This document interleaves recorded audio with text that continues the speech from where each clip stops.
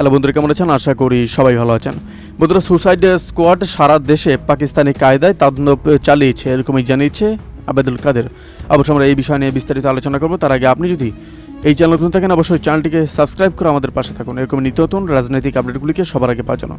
বন্ধুরা, আওয়ামী লীগের সাধারণ সম্পাদক ও সড়ক পরিবহন ও সেতুমন্ত্রী আবেদুল কাদের বলেছেন, শিক্ষার্থীদের আন্দোলনে ছাত্রদল, শিবির ও উগ্র জঙ্গি গোষ্ঠী সুসাইড স্কোয়াড অনুপ্রবেশ করে সারা দেশে পাকিস্তানি কায়দায় তাণ্ডব চালিয়েছে। শুক্রবার রাজধানী ধানমন্ডিতে আওয়ামী লীগ সভাপতি শেখ হাসিনার রাজনৈতিক কার্যালয়ে আয়োজিত সংবাদ সম্মেলনে এসব কথা বলেন তিনি।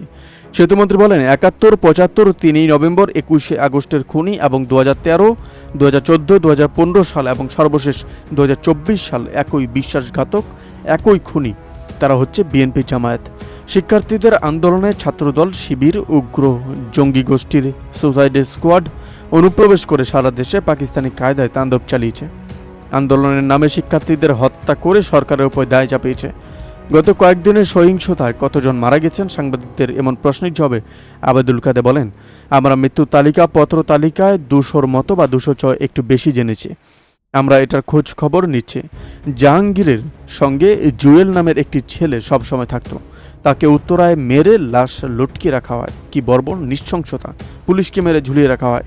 একটা প্রশ্নের জবাবে তিনি বলেন, জামায়াত শিবিরের হাতে অস্ত্র ছিল, কিন্তু অস্ত্র উদ্ধার হয়েছে।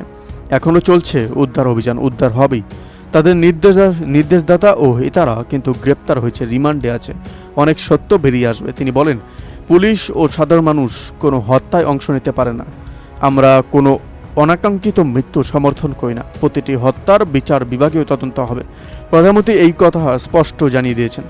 আবেদুল কাদের বলেন, আইনশৃঙ্খলা রক্ষাকারী বাহিনীর তদন্তে যখন স্পষ্ট হয়ে উঠেছে বিএনপি জামাতের ষড়যন্ত্রে নৈরাজ্য নাশকতার তথ্য পাওয়া গেছে, নির্দেশদাতা ও অর্থদাতাদের পরিচয় পাওয়া যাচ্ছে, মির্জা ফখরুলের থলের বিড়াল বের হতে শুরু করেছে, তখন তিনি আন্তর্জাতিক তদন্তের দাবি করেছেন। তারা সব সময় জনগণের ওপর আস্থা না রেখে বিদেশি প্রভুদের ওপর ভর করে রাজনীতি করেন।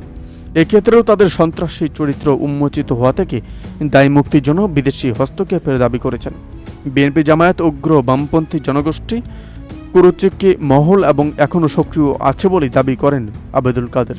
তিনি বলেন, তাদের প্রশিক্ষিত ক্যাডাররা চোরাগোপ্তা হামলা চালাতে প্রস্তুত হচ্ছে বলে আমাদের কাছে খবর আছে। তারা আবারও বিভিন্নভাবে হামলা চালাতে পারে।